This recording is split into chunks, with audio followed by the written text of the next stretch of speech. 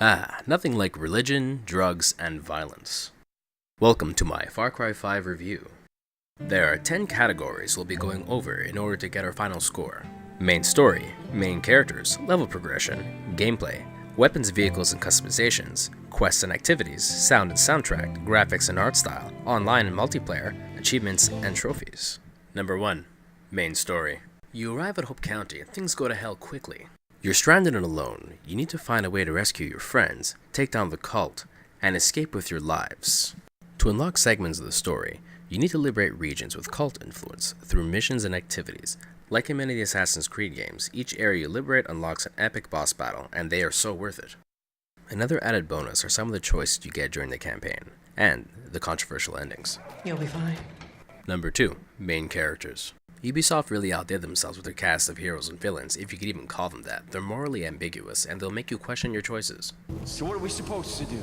Our first villain is John. He's a self-righteous, charismatic yes-man with a very short temper. You're not gonna regret this. I promise.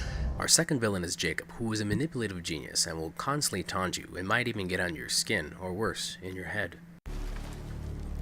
Did you think you were free? Our third villain is Fate. She's extremely likable, and both like Jacob and John, she is charismatic and manipulative. We all need guidance in times like these. Our fourth and last villain is Joseph. He's one of the best villains in the gaming industry. He's calm, charming, convincing, and he's the ideal cult leader. It's hard not to fall under his charm. He even makes perfect sense in his accusations. This is the world we built for our children? Communities being torn apart? Walls being erected? The best villains often make us question our actions, and each one of these do. You run this way and that, inflicting violence on those who wish no harm upon you. Even the main protagonists are well done, and they really add to the experience. Earl is the obvious leader of the group, and shares the same trait as our villains, charisma. You know, I was gonna retire last year. I was worried I'd get bored. Hudson is your straightforward badass chick, and she's tough as nails. Help me. Or stay out of my way. Pratt is the most realistic protagonist, and really adds to the tension of the world with his nervous personality. You can't ever go back. You understand? You can't ever go back. As for Marshall, he is the reality of Hope County, and represents what could easily happen to all of us. We're all gonna be a success, Rook. But no. That's just not true. Number 3. Level progression. To level up, you need to do certain challenges, or find certain magazines which reward you with perk points, and you use those perk points to unlock abilities. There are 5 categories and 50 abilities you can choose from. Pros. Number 1. The leveling system is quite unique. Number 2. There are abilities for every single playstyle. Number 3. The abilities are actually useful, especially those abilities in the Survivalist tree and the Assassin's tree. It can make a huge difference between life and death. As for cons, there is only one. Many of the abilities inside the Leader tree and Prepper tree are repetitions of each other. Number 4. Gameplay. The beauty of Far Cry games is the freedom of choice and the freedom of playstyle. However, there are issues. Con number 1. If an AI sees or suspects you, everyone knows exactly where you are. The absurd amount of bugs and glitches. Some of the bugs and glitches are hilarious, but many of these cause inconveniences during quests. As for pros, there are quite a few. Number 1. Fluid movement, great gunplay, and decent physics. Number 2. Freedom of playstyle. Number 3. The map is amazingly detailed and informative. Number 4. The companions. Not only are the companions a great shot and have their own abilities, but they'll also engage in conversation if you let them be. Just because you had one of the most brilliant ideas I've ever heard of in my life, which was to tape dynamite to monkeys, doesn't mean that you know everything about everything. And number 5. Occasionally when you save someone from a cult member, they grant you information on the surrounding areas, giving you access to more missions.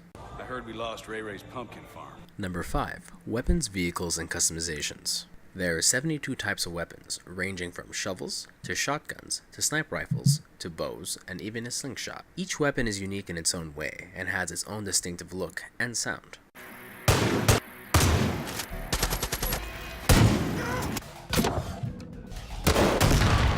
As for the vehicles and planes, there's a huge variety, just like the weapons. There are a total of 49 land vehicles, 5 boats, 10 planes, and 7 helicopters. All weapons, vehicles, boats, planes, and helicopters are easy to control and feel very immersive. As for customization, you can tweak almost every single weapon either with a skin, a mod, or even more ammo. You can even paint some vehicles. Ubisoft did a perfect job in this section, there are no cons. Number 6. Quests and activities. This is where Far Cry shows its fault. Many of the quests are extremely repetitive, such as a huge amount of fetch quests and irrelevant quests.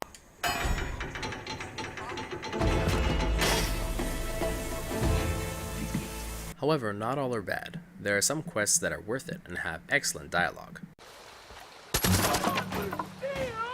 Most of the companion quests are actually quite fun. And as for our activities, we have prepper missions, which are loot hunts, taking over outposts, destroying property, stunt challenges, and more. Pros. Number 1. Each activity does have a purpose and forward in the main plot, so doing them gives you a sense of purpose. And number 2.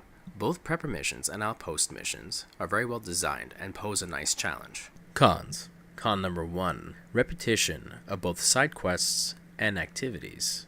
Number 2. Half the side quests are extremely tedious and boring. And number 3. Many of the side characters are easily forgettable. And this little bearded uprising is suddenly below my pay grade. Number 7. Soundtrack. Far Cry 5 sounds fantastic. Each gun has its own unique sound, and same goes for each vehicle if you pay attention closely. Even the animals sound good.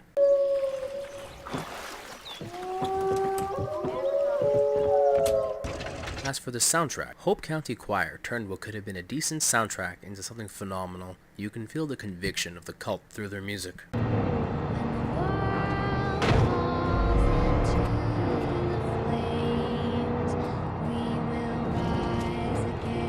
Each region has its own unique soundtrack. However, the music in Fate's region is beyond words, it's magical.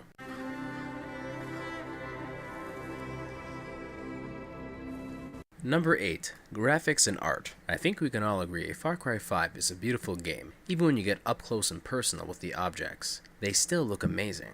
Something the designers got right in this game was the scenery. It's absolutely stunning. No matter where you go, you become totally immersed by it. It only gets better the more you look. The best thing about the art style is it's all in the small details left within the game for those who could search them out.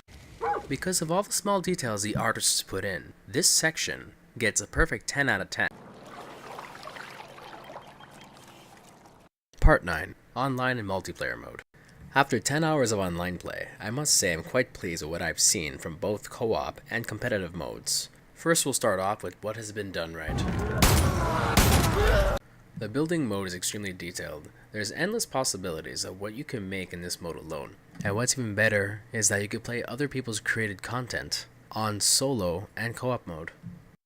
The level selection for the online modes is always a mystery and always renews the experience, so it's pretty fun. The voting system for all online modes, for 2 reasons I like this. Number 1 is for the artist. It brings them up and gives them recognition. And number 2, the stars are usually quite accurate, so you know what you're going to get when you go in the level. Now for the downfall of the online modes. So other than deathmatch, team match, co-op, and solo matches, there really isn't any other competitive modes, unlike other first-person shooters that have plenty of other modes, such as Capture the Flag, King of the Hill, and various others. There seems to be lag in gunplay and online, and it takes a while to get used to it, so it's a lot slower than the main game. Let's say for an example, you click right trigger to shoot, it takes about a second to register, and then it shoots, and that could cost the difference between a win or a loss. And finally, number 10, achievements and trophies. Far Cry 5 is perfect for the achievement hunters and trophy hunters out there. Currently there are 50 achievements. 9 of them are story related, 6 of them online, and it leaves us with a good 35 achievements we can do in single player. Most of these aren't really that hard or really challenging, which is both good and bad. However, there's a benefit to that. These achievements promote having a good time over grinding for many hours. The only downside about this is that some hardcore players would prefer at least 1 or 2 challenging achievements, such as a difficulty one. And now for the moment you all been waiting for. The final score is 85 out of 100. It's a really good first-person shooter with an excellent story. Far Cry 5 has delivered the AAA gaming experience we expected, and it didn't disappoint. You kept your word. Congratulations.